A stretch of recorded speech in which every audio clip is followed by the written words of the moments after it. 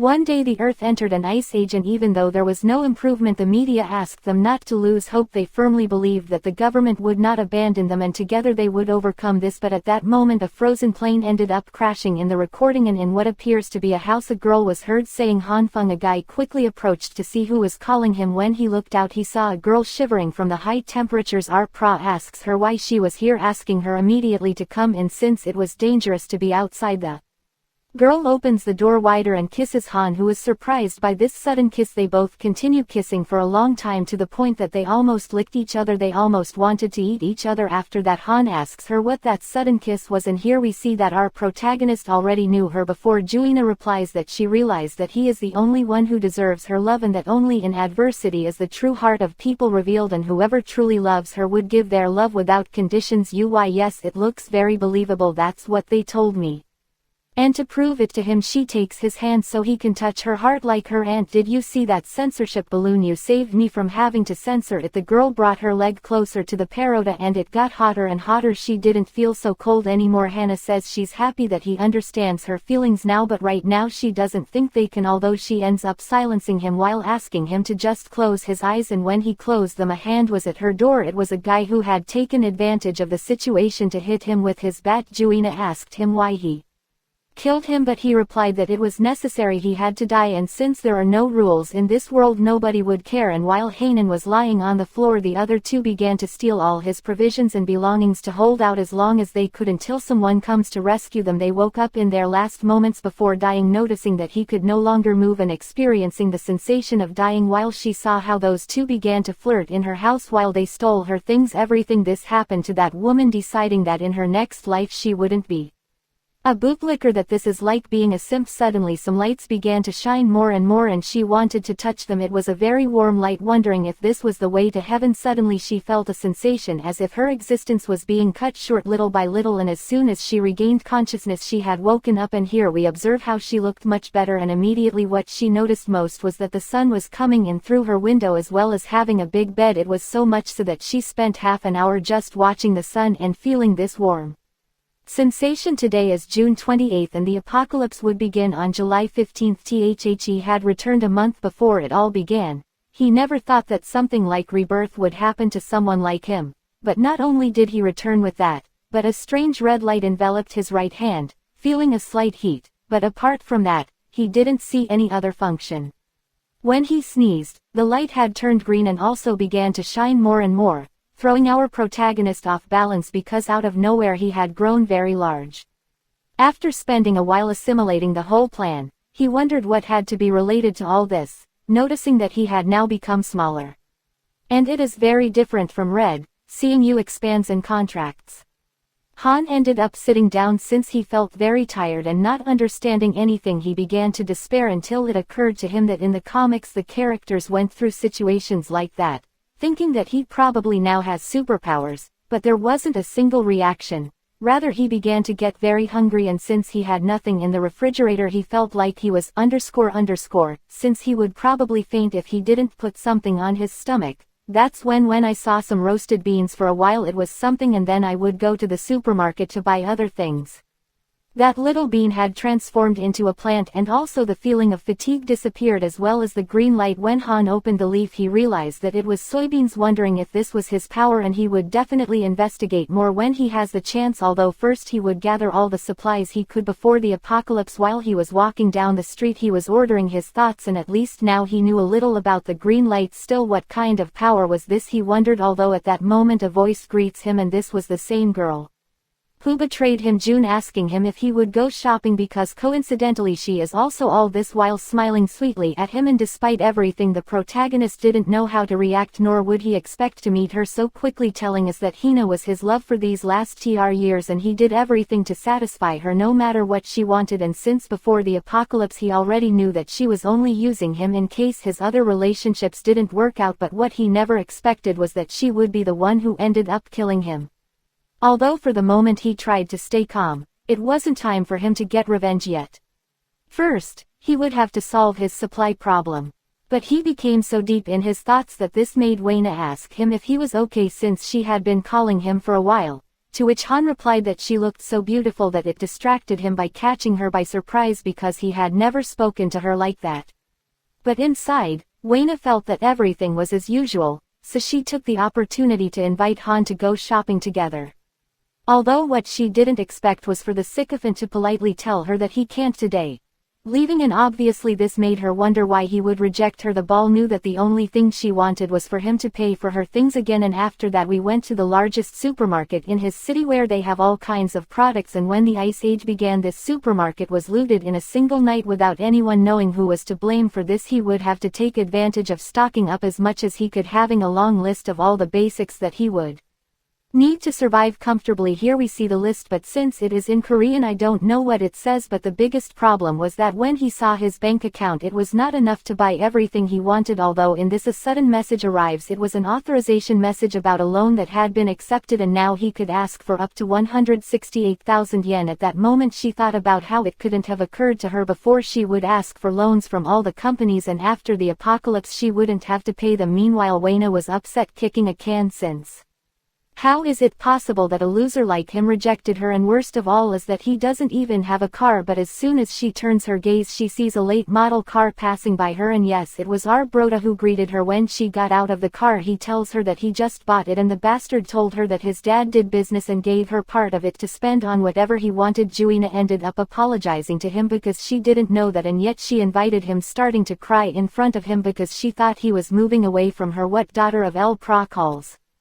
her stupid and brings her closer to him, telling her that he would never move away from her since she is very important to him. Juina obviously took advantage of this to invite him to dinner and also spend some time together and get to know each other better. But when I turned around to look, the protagonist was not there. Han tells her that he can't today since he will have to upload many things and would be busy all night, but he also told her that he had bought her a gift, although obviously the ball was lying to her so that she would leave and wait for him eagerly while she continued thinking that she had him eating out of the palm of her hand. Han couldn't let anyone find out about the supplies he is saving for the apocalypse, but above all he was leaving pending accounts with her for when the apocalypse arrives, and thus also find the man who killed him. For some reason he felt satisfaction waiting for the end of the world, and so he began his plans. The first thing, the food, but so that the residents of the neighborhood do not know that he has provisions he would pass them off as if they were furniture, and the most delicate ones would be uploaded every night so that the others would not notice, and since the electricity would be unstable he had already bought a generator along with enough fuel for an entire year. His entire house began to remodel it so that it would have its own independent heating, and all of that would be stored in a room exclusively for supplies. And when he was finally finished with all this, only would have one day before the catastrophe begins. So finally I will have to investigate more about his abilities, because in order to survive the apocalypse it will not be enough to depend on his supplies. That ability that he acquired could be the key to his survival. Now is the time to eat the soy that he created with his own ability, although with some fear since he did not even know if it was edible. The only thing he knows is that his ability appears randomly, and when he tried it and waited a while nothing happened to him. So yes, this is edible and at least he could produce some food with it, but how, what food? And also not yet had an idea about the red light. When he turned to see everything he had in his refrigerator he wondered what he should test his ability with. Although after that we see how almost a whole day passed and the protagonist for some reason had fainted. When he regained consciousness he saw a broccoli in his hand, but he also has a huge headache that did not stop bothering him, realizing that this ability generated a great burden on his body and also his mind. After a whole day of experimenting he had understood more about his power, since before fainting he tried a large amount of food and some did not have any kind of reaction, but others evolved to the form of when they are harvested and others ended up exploding in his hand, leaving a black mark similar to that of coal, but that substance could be easily burned, and with that he would no longer have to worry about a heat source.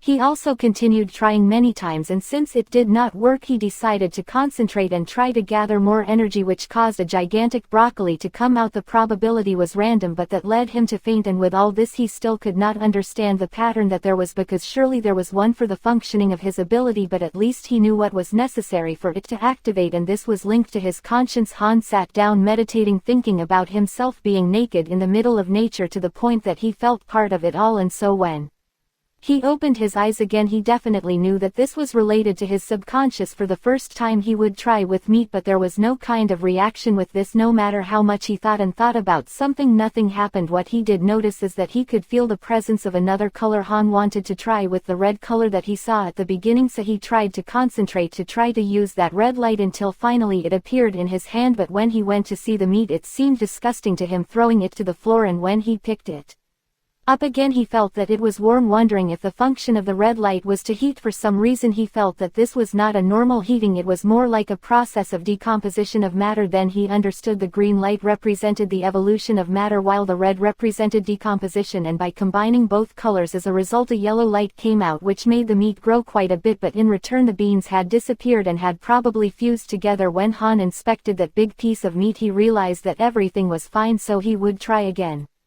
But every attempt he made after that was a complete failure, so he decided to investigate it later. After all, today was a pretty productive day in which he understood his powers better, thinking that if he managed to fully master his ability he would be someone like Superman. And in that moment he remembered that he would also need self-defense, so after he collected everything he would go look for some weapons. But the day had finally arrived, and little by little the temperature was going to drop more and more. In a week the temperature would drop to -45°, and as much as he wanted a rifle, the buying and selling of weapons was illegal. Wondering how he would get a weapon, that's when he heard a boy talk about his older brother, the boss of a company called Shanglita. All his clothes and accessories looked quite expensive, but even wearing luxurious things here. The blonde was called a bum from the street. Lee Siji lives in the same neighborhood as the protagonist. He is dedicated to subcontracting construction projects and is also quite influential, and despite not having a serious job he always gives the impression of being someone very busy, and perhaps he has connections with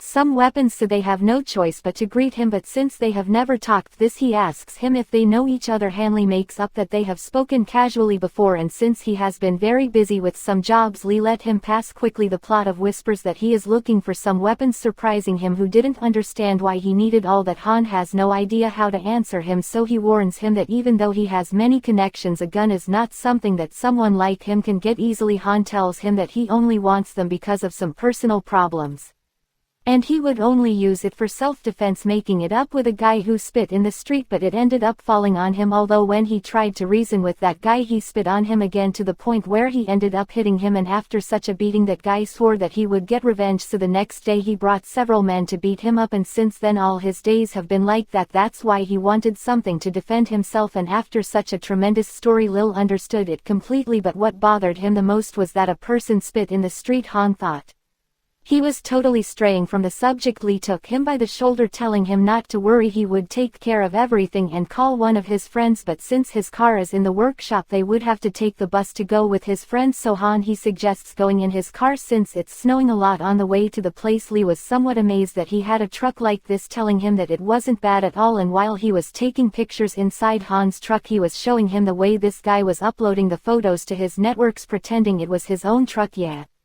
bro, his nickname is Hot and Spicy Boy. Some men who were taking the heat of a escape noticed that someone with a good car was approaching. When the protagonist parked his car they all approached to greet him while taking pictures of the car, and when they asked him if it was Lee's he told them eyes, and it only cost him a few 100,000 yen. The protagonist just thought that saying that in front of the owner was too cheeky. Inside, a guy with quite a few tattoos all over his body approached him like a liar, asking him why he was looking for him at this hour, hoping it was something important, since he is someone quite busy, and immediately points to the Perota, telling him that he was looking for someone to buy a gun. Seeing the subject, Han say of fear since he stared at him for a while, but he told Lee that if he only looked for him to buy a simple gun he was very upset. The mobster told one of his men to take out his gun, putting it on the table, but our portal told him that what he was looking for was something a little longer, and also that it had a telescopic sight. Well, the mobster went towards him because the only thing that could be that is a sniper rifle. Angrily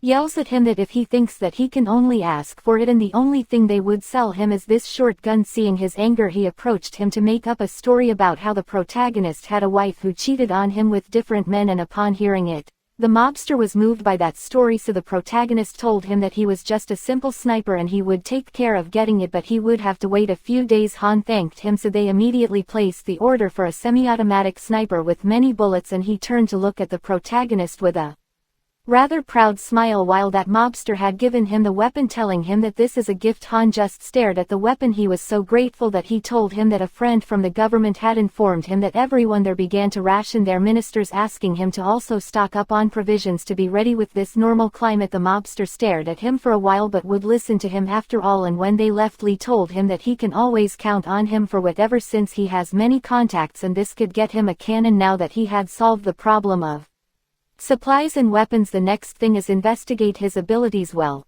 Han was so focused on his thoughts that he ended up slipping with all the snow.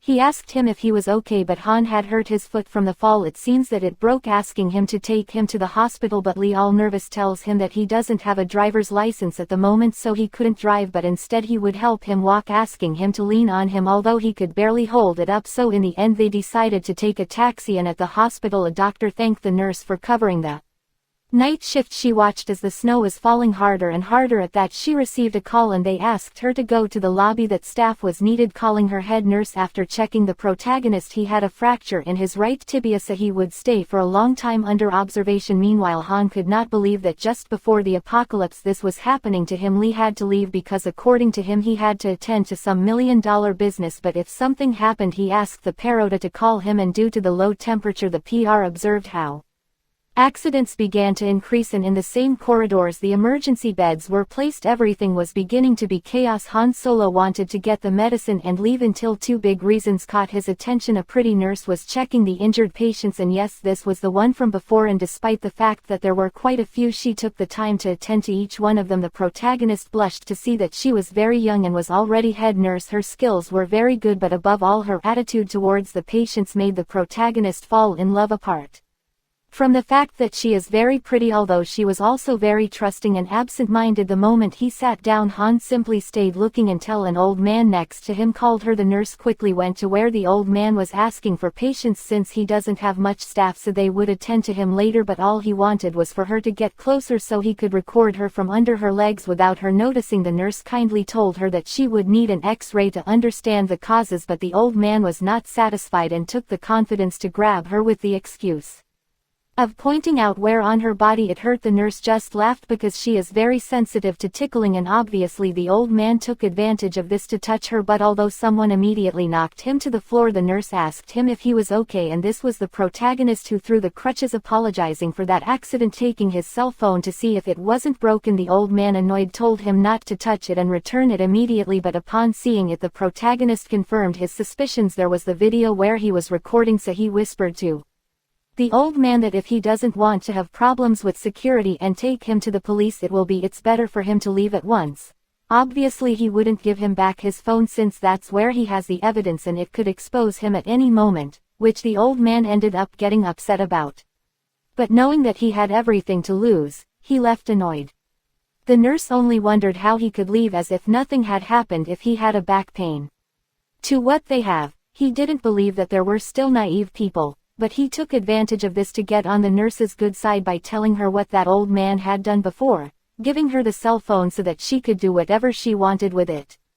The nurse thanked him but also asked him about his foot injury, so she put the bandage back on it so it would be much better, and even though she squeezed it very hard the doctor told her that it didn't hurt at all. But the girl told him that she is the one who should be grateful to him, and from now on she would be more attentive so that old tricksters like the one before don't get away with it. While Han felt like he was in paradise since his feet were resting on the padding. The truth is I don't know how the plot will unfold, but it is interesting, although it didn't last very long since they called the nurse again to another area and the nurse left, but not before telling him to come back next week to change the bandage. Although inside Han thought that in a week they would not see each other again, praying that nothing would happen to her and that she would take refuge from this terrifying weather. The next day on the news they warned that in the next 24 hours the entire country would experience heavy snowfall and a sudden drop in temperatures, and right now all the experts abroad are already beginning to experience this. They would meet at the UN to discuss the causes. of this phenomenon, although they assure that this would not last long. Meanwhile, the protagonist was very comfortable warm inside his house watching the fake news broadcast because he is the only one who knows how long this will last, and if he had not died he would believe them again like the first time they said something like that. But now everything is different. I have already prepared tea to his house for this moment. The only thing left for him to do is enjoy it as much as he can. When he saw that his phone did not stop ringing, he noticed that it was the neighborhood chat where they were beginning to worry about the low temperatures, but among all of them there was a guy who warned them that this snow was not normal but was used by something inside the earth and a cold apocalypse was approaching. The Sprout was intrigued as to who that person was, since he was absolutely right, wondering how did they know about the end of the world. Han, the username of this subject, was turned on to pay attention to him. Meanwhile, in the chat everyone was complaining that they could not even leave the neighborhood because of the piles of snow, and in that Juina sends him a private message to the pilot asking him why he hasn't contacted her in all these days that have passed, asking him that when he goes to see her he also stops by the supermarket to buy her a lot of food, sending him a photo of her with a kitten filter looking quite cute but also showing her legs. Think that people who want something can go very far just to get favors done. So the protagonist replied that I couldn't go out because he had fractured his leg, and since it was only the third day after the snowfall there was still a heating system as well as the internet, and many of those people continued doing their daily routine, all that while he was spending it watching videos on TikTok. Although he sincerely felt bored, and the hardest thing about the apocalypse is learning to endure loneliness. What bothers him the most is having an injury that would probably take a few months to fully heal. While he continued going down, he observed some doctors attending to a patient who had jumped from several floors. The idea of using his hand with green light to try to heal his injury came to mind, but after putting it for a long time he did not notice any change in his foot. Even so, he did it with more force. But nothing did not work. Being somewhat disappointed because being green light like in the animes, he believed that it would also heal wounds, and such effort made him very sleepy, so he ended up falling asleep. While in his dream many sheep appeared and he was also riding a big one in a very strange suit. What the fuck, I don't know what direction this story will take anymore. The Pra was carrying a whole herd of goats until the one he was riding pushed him, causing them to twist there when another little goat licked his wound, or well, licked it so much that his tongue grew to the point of curling up. If the green light could automatically heal him while he slept, and to test it he would try by making a wound on his hand, it began to emanate a light again, and with a smile he mentions that he finally understood. Meanwhile, outside his apartment his neighbors were helping to remove the snow, and a guy with glasses congratulated everyone for the good work they did. He is Suyu. We also meet the Jin brothers, and behind them a girl had fallen, and yes, it was the nurse from before, who apparently is his sister because she has the same last name, or the truth is I don't know. The brothers tell him that they will go to clean the main street, to which the nurse quite excitedly asks them to go, she can take care of it alone from here. In a conversation between the old man and Hyu, he tells her that a few days ago he heard about a resident who seemed to be moving every day because he carried a lot of things to his house in a van. Jyu kindly thinks that it is something like surely he is a new resident or he would be renovating his house, but the old man also mentions that he saw many gas tanks and a chimney. That is not something so normal. It seems that he was preparing for winter. Although the brothers arrived to inform them that they can now go out, they had already cleared the street normally, and a mysterious man who had heard the old man's conversation asks him to tell him more. An interesting result occurs, but a snowball falls on his head, calling him Kanan Yu, and the girl who threw it at him was called Jan, who asks him to stop cleaning up and continue helping. Wan Yu complains that he has been doing all the work and she just spent her time watching. Juyu asks them not to fight. Now the street is clean, asking everyone to get ready and go to the supermarket. The old man asks him if he doesn't thinks this has any relation to this calamity, and when he turns around he tells him that he sincerely doesn't care much, believing that it is a temporary storm and that it would soon pass.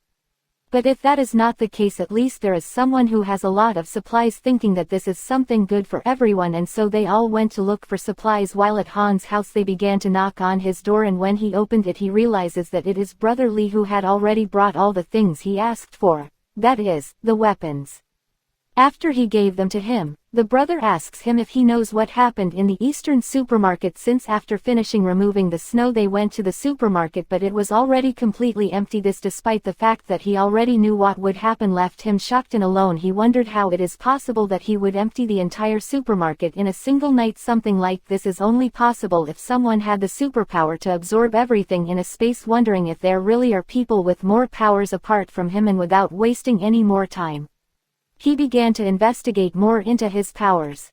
So when someone with powers appeared, at least he would have with what to defend himself, thinking that the probability of success he has is very low. And when thinking about that, his hand made a mini explosion with the soy he had, creating a bad tuber, and being desperate he did not realize that he spent hours and hours trying, but after many attempts he had finally captured a key to be able to use it. When emitting green light, the energy was not constant, so each food must correspond to a different energy value. It has to be precise or else something like Yosh dance or rhythmic games would fail, and when correctly capturing the critical point it would work correctly. And now that he had understood it, he would try with the meat, which is different from vegetables. So first he would find out the correct energy for the meat, but the time for the meat was much greater than for the vegetables, so it was much more difficult. Again and again he failed without stopping, and the difficulty had increased too much, but as practice makes perfect, after almost completely finishing his meat he had finally achieved it at last. However, all that time and energy consumed made him completely exhausted.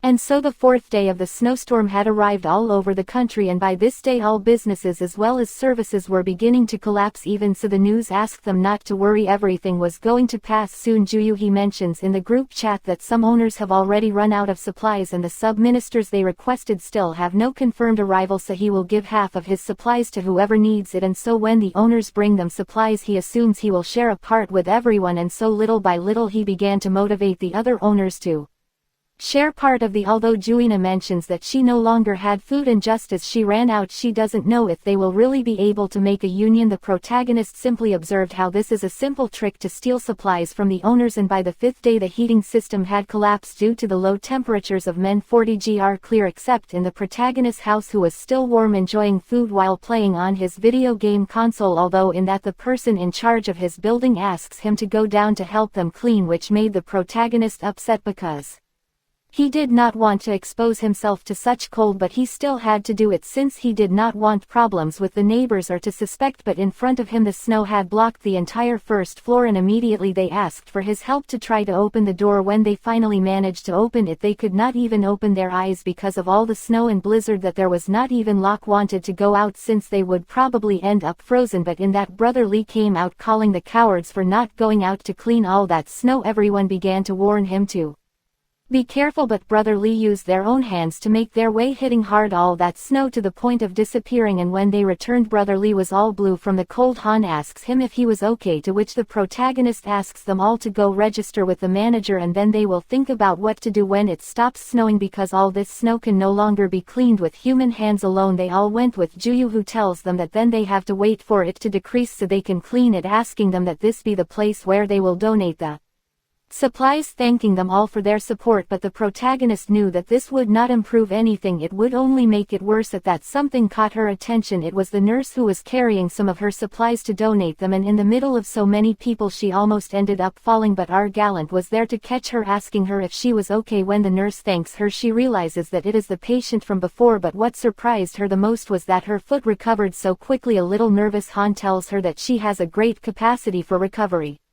Besides, it was a pretty common. She stared at him and her eyes shone as she thought he was someone amazing. Kindly, our protagonist asks her to let him help her as thanks for her bandage, and despite the nurse telling him that he didn't weigh much, he could barely stand up because of all the weight. And when he asked her what she had inside, the nurse replies that they are medical supplies, and with a smile he tells her that if it weighs on her it is better that she carries it. Confessing to you, amazed, asking her if she has always been this strong since she was little. She confesses that in reality there was a reason for that. She's something embarrassed. She tells him that some things happened and she didn't know how to explain it, but before that she asked him for his name. Han Feng responds to our protagonist. The nurse introduces herself as Jin Shu and tells him it's a pleasure to meet him. Han was in awe of Shu's beauty. When she asks him what the protagonist does, he mentions that he is currently unemployed. Even so, she is surprised, making the protagonist wonder if there is anything surprising in being unemployed. And in the middle of their conversation, Shu collided with another boy, which caused her to be thrown towards our protagonist, and despite being wrapped up he still felt those tremendous pillows from the nurse, so Shu apologizes, but nothing was happening, and to his surprise behind him was Juina, who was surprised to see him here with the others, and obviously Juina didn't want to be left behind. She approached the protagonist while asking him if she was his friend, and the poor nurse immediately took her things to leave, all embarrassed, asking them to keep talking. She wouldn't bother them anymore. Gina mentions that she came here to pick up supplies and was a little worried that something had happened to him. Han tells her that he was about to send her a message but Hina doesn't believe him since she saw him laughing with that girl. She takes the opportunity to ask him if he doesn't have any food at home since hers had run out. Han had an idea telling her that he doesn't have much food. But he can give her some, although he doesn't know if he should give it to her since she didn't respond to the message he had sent her a few days ago, asking her to go to his house and accompany him for a few days. This took her by surprise, pretending that she didn't understand very well what he meant. But if he needs something, send him a message. Han, yawning, mentions that well, if he doesn't want it then he'd better leave. Gina stops him, mentioning that he has changed a lot lately, telling him that he knows very well that when she is in a relationship she takes it very seriously, that's why she doesn't want people to think that she is with him only because she has money. Asking her for more time, the protagonist observes her quite blushed but inside he thought that if I wouldn't have died once I would have believed him. Now all I wanted to do was rip off that ugly mask he was wearing but I needed it to find out who the man who killed him is, although now that I think about it it's better if I did the same thing as last time. I would have Juina bring it to him and now I would be prepared. So the protagonist tells her that he was just joking, tomorrow he will bring her some food, making Juina happy, who inside was also smiling. And well, the next day while the protagonist was eating a delicious lunch, Juina kept sending him messages asking him what the hell he was doing, if he had told her that he would give her some supplies, but it was all a lie, he just kept playing with her. Our protagonist had discovered that meat could be made indefinitely just like soy. He would cut half the meat, one he would eat and the other half he would use to make more. With this he got excited since he would not have problems due to the lack of food in the future. And now it's BU on the 19th day of the snowfall, and while the protagonist was watching the news a tremor took him by surprise, and it was already the 7th explosion that there had been in these days. Wondering what the hell is going on out there, that's when he saw a large number of military helicopters, which made his neighbors also start to make a fuss, telling us that the residents have been exchanging items and food in the underground parking, but many are taking advantage of the situation to scam, thus generating quite a few conflicts, although also the supplies that the owners were waiting for had already arrived and would begin to distribute them among all equally. So our protagonist would take advantage of this to obtain more information, and before his rebirth there were quite a few riots related to these people, but surprisingly it seems that now they are doing things right. Many people started to complain that he had donated more than he was receiving right now, but as the had donated there was nothing that could be done, everything was fair. Juyu asks him to be understanding and assures him that when all this is over he will pay him double what he donated, and the people who supported Hyu began to pressure the guy to hurry up and only take the provisions that were due to him. Han thought that they had no shame in criticizing the people who donated more, and a voice repeated those same words. This was Brother Lee, who was now feeling better after almost freezing to death, or well, not entirely, he still had palpitations and tremors, and it is that these days he had survived only with water, so he was practically dying of hunger since he had also been one of those who donated most of their provisions to the committee. And the snowfall still continued. Seeing him like that, Hans looked at him closely and with a smile asked him to do him a favor, offering to give him 4 packs of ramen and 2 sausages in exchange. Han told him to come pick up the provisions at his house later, and Brother Lee would first collect what the committee would give him. Han had told him asked Brother Lee to get information while he would be comfortably on his couch eating and playing, although at the time of leaving they shouted his name, and when he turned around he received a slap from Juina, who quite upset tells him that he disappointed her a lot. Juina began to claim why he did not respond to her messages, but the protagonist completely ignored those words since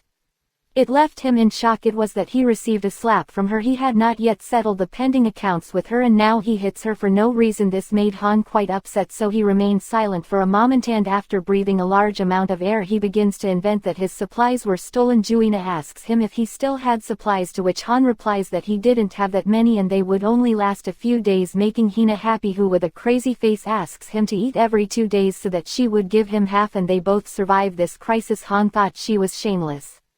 How is it possible that she could say something like that? It was more than clear that she only saw him as a tool to use when she needed it, but the plotter ended up agreeing since he had promised him after all he wouldn't send him a message tonight after organizing his things, and Han simply asks her to wait for him tonight. And well, it was 6, 7, 8 and new 9 and Han didn't respond. He responded to Hina's messages. She was waiting for him outside her house, shivering from the cold, and since the elevator wasn't working she had no choice but to walk to Prey's house, telling us that she has been very tired from being hungry these days, and if it weren't for the supplies she wouldn't even go to see him, and before arriving the light went out suddenly. She was soaked because the protagonist had accidentally knocked over her things. Juina yelled at her that she couldn't even do things right, and the protagonist was enjoying seeing how it turned out when she handed him the supplies. Obviously he gave him the ones that had gone wrong, to which Juina complained why they were all full of mold and smelled bad. The prot tells her that he had been eating as little as possible to save money, and some had spoiled, but if he didn't want them even like that he asked her to return them, and in this situation Juina tells him that she wants them since she had no other choice. She was hungry. This reaction made the pilot think that if this is the goddess for whom he had once worked so hard, Hina was only thinking about the best way to prepare them without them hurting him, just like she took his nostrils. The pra was only thinking that all that waste would make him have diarrhea for quite a few days, and when he was leaving he noticed something strange, as if someone was following him.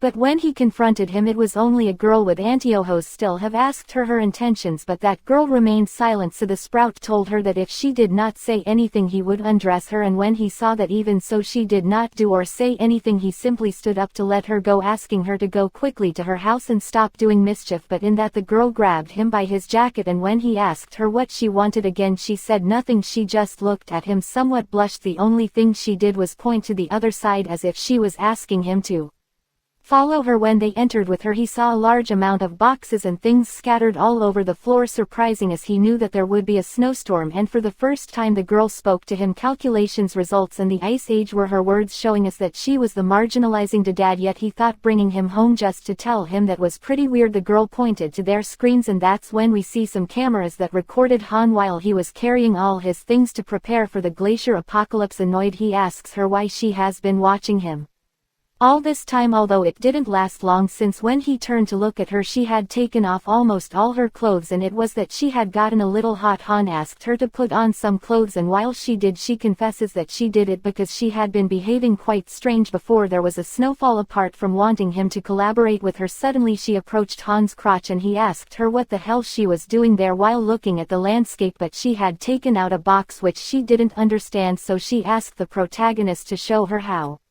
to use the generator, and after explaining how to use it she asks him if he had no more business. The girl also asked him for help with the water heater and how to use a refrigerator, exhausting the sprout's patience, but still taught him carefully to everything, even to cook, and ended up preparing a dish for him. And already a little calmer they sat down to eat together. Hane complains because she is so bad at taking care of herself, although she looked delighted with the food she made, so Han told her that after she ate she would leave, but before listening to him she fell asleep at the table, so the Perota sheltered her, thinking that it was as if she was taking care of a baby. Although the next day she knocked on his door again, and that girl ended up giving him some boxes, also asked him again to teach her how to use the generator. Han had confirmed that that girl was inept. It seems that she wants to learn about daily life and always ends up dragging him to her house to teach him, and in one of those visits Han asked her for her name, to which she introduced herself as the bearer of the demonic eye, throwing the Plota off guard since she seemed like an otaku. On the other hand, every day more people were fighting over supplies downstairs. They began to fall into operation. There were fights and death threats everywhere, so JYU ended up calm him down with the speaker at full volume, mentioning that it is ridiculous that they fight to the point of shedding blood for the last supplies that are left. People began to complain to him since he was the one who had the idea of donating. JYU simply reacted calmly, answering him that if anything he did not deserve it for dying of hunger, but he did not have to blame him but those who had more supplies and began to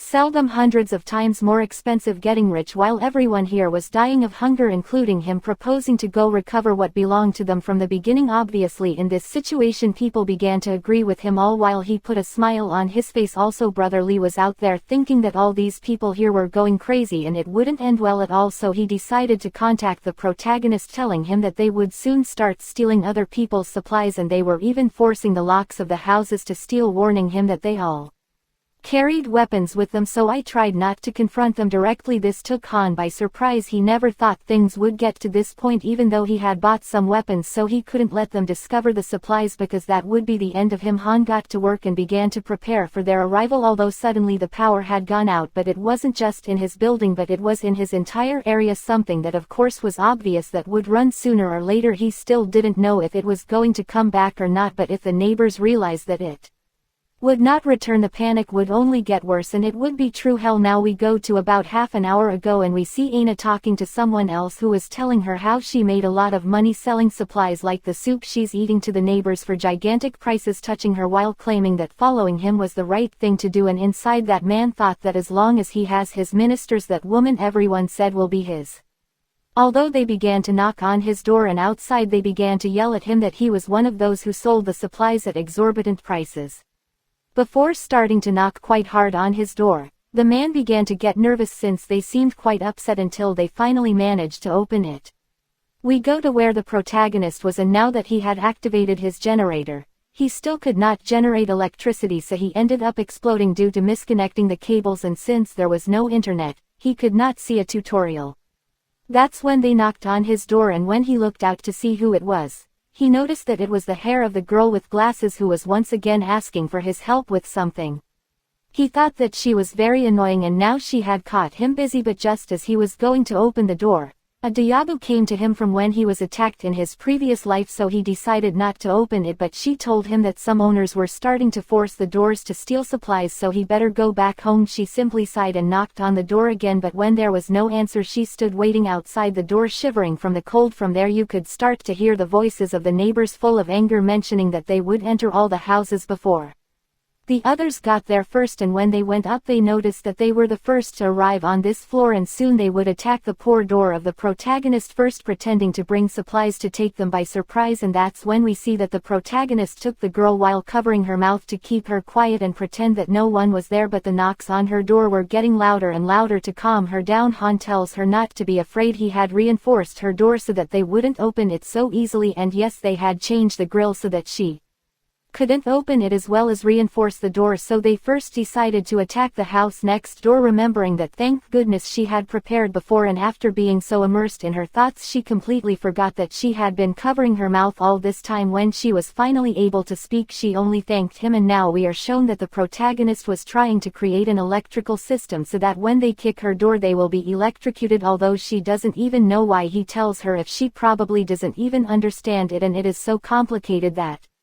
not even he understood how he should install this system, but the girl tells him that he must use the current and the voltage difference, something very simple for her, began to give her the correct order of how to join the cables as well as how to wrap them. After installing it, the brute asked her how did she know all this, and she mentions that her demonic eye of the king is able to see the truths of the whole world, and Han better decides to ask her what she needed since now she had caught him busy. She began to take out some things that she had saved, and it is that from now on she would live next to the protagonist. This was something that the protagonist did not expect, asking her right now, ending up stumbling, and when he tried to get up he noticed that the fall did not hurt at all, and also that his table had become soft for some reason. He also noticed that his hands had turned purple, and this is probably the reason why his things had become so soft. All of that made him forget that there was someone watching him, but the astonished girl simply told him so. He was also an emissary chosen by the evil eye of the king, which made the Priya act like that to avoid suspicions.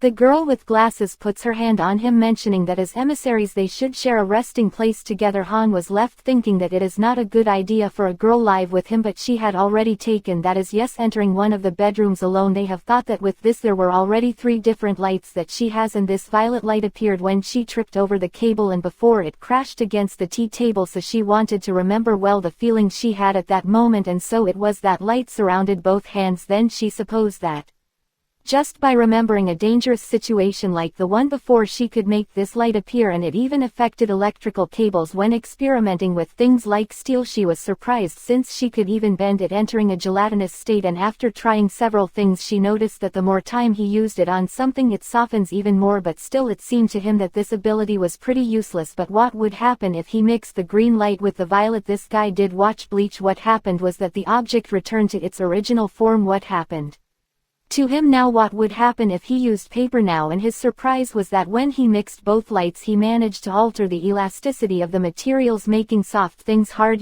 That's something that happens to us men too. On the other hand, we see the guys from before who had just stolen some supplies. One of them got scared because the door they had marked before was moving, and also because that door started making terrifying faces as if it were a ghost, which made them shit themselves in fear, so they quickly ran away. Meanwhile the bastard was running out of air from doing those things, and by using the two lights he had also completely exhausted himself because he used a lot of energy, and now all that was left was to test the results of the hardening by hitting hard his wall that he had reforged himself, and after hitting him many times it was amazing that he didn't even break a small piece. Meanwhile in the parking lot a blonde guy subdued another one, asking him where he hid all the food he stole.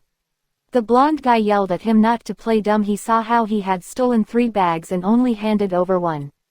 The blonde wanted to hit him because he wouldn't confess to anything, but Hyu grabbed him by the shoulder asking him to let him go.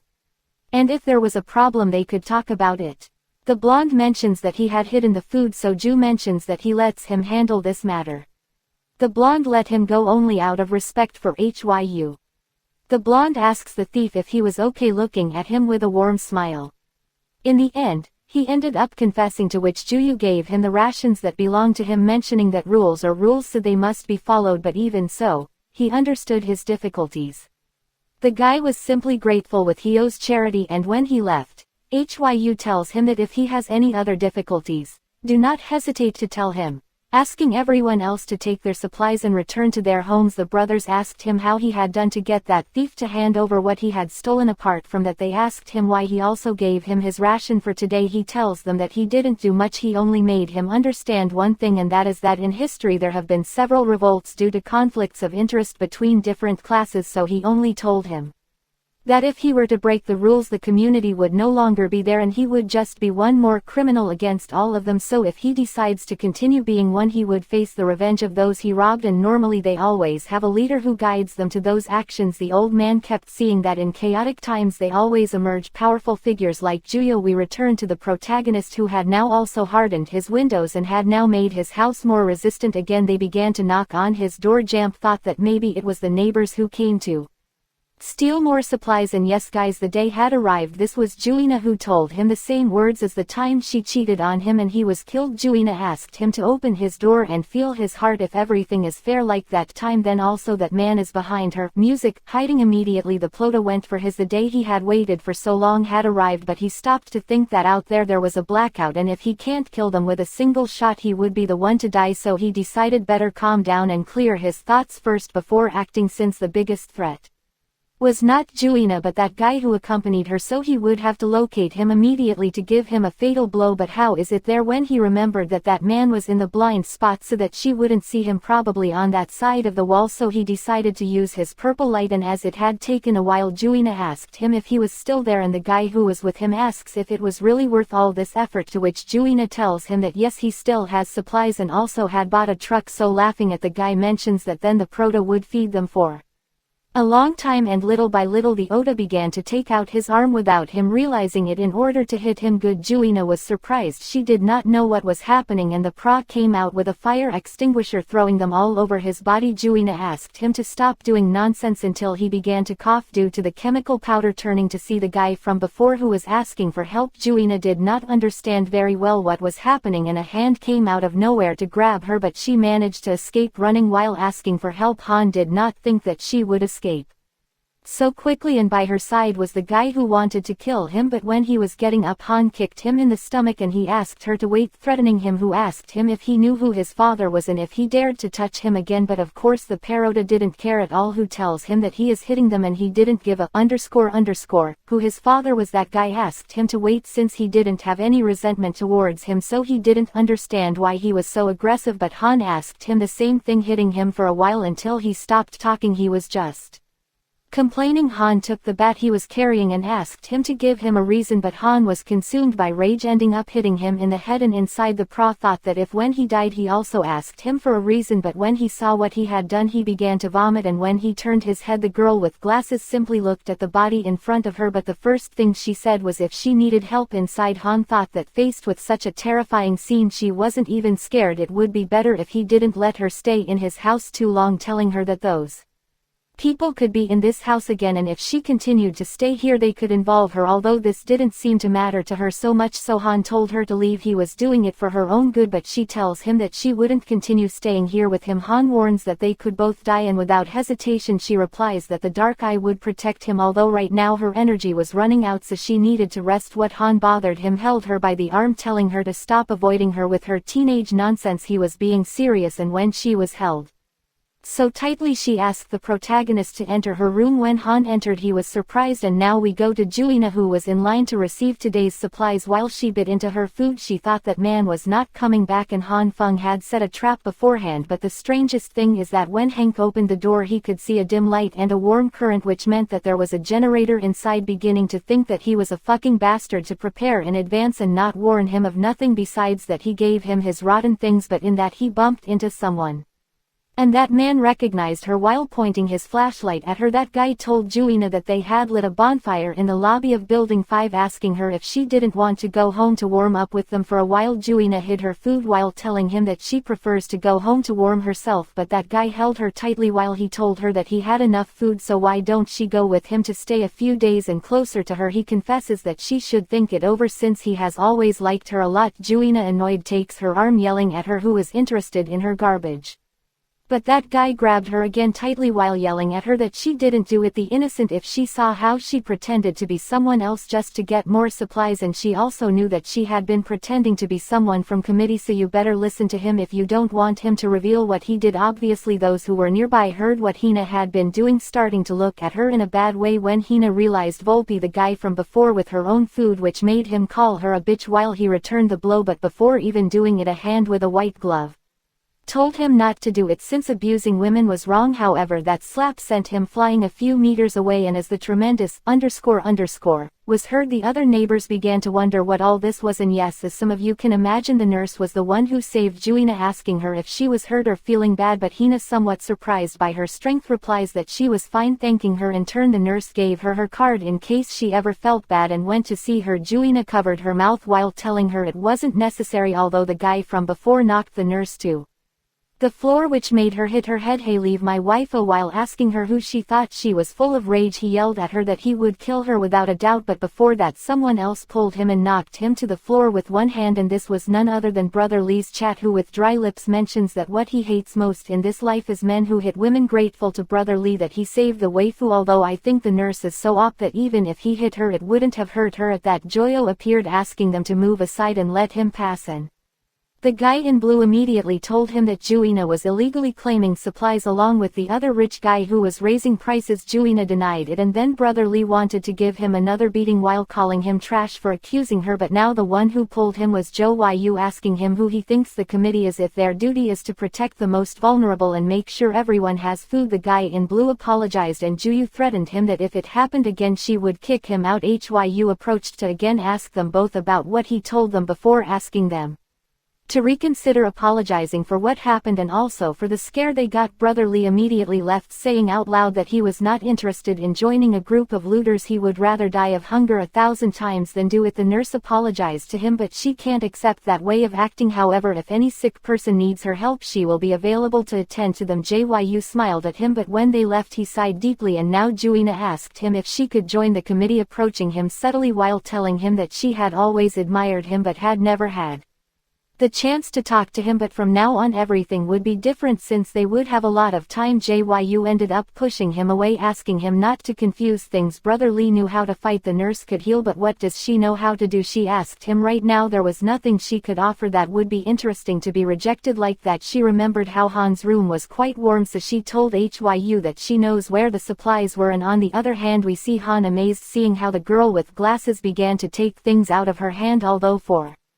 some strange reason she took out a clothing mannequin, and what happened is that this girl with delusions also has a supernatural ability to store things in a dimensional space, since she can open a black hole in her chest and absorb everything she sees. But although it is easy to put things in, taking them out is quite difficult because its accuracy when searching for objects is extremely low. Han asked her what the black hole was like inside, if it was a virtual space or sends them to another place. She did not know, but what she can assure you is that it was quite vast. Han told her to let him in and take a look to help her search. With some fear Han little by little put his body in, and little by little his head was disappearing. When Han opened his eyes he already had half his body in that place. Being quite amazed at how huge it was, it seemed like he was in space. With this power it would not surprise him if it was the person who emptied the city's supermarket in a single night, but searching here is like finding a needle in a haystack and not being able to breathe, which made him immediately leave there crying all over. Han yelled at her why she didn't warn him that There was no oxygen in there since it feels like his skin was about to burst and also all the water in her body evaporated, but she didn't know because she couldn't get in.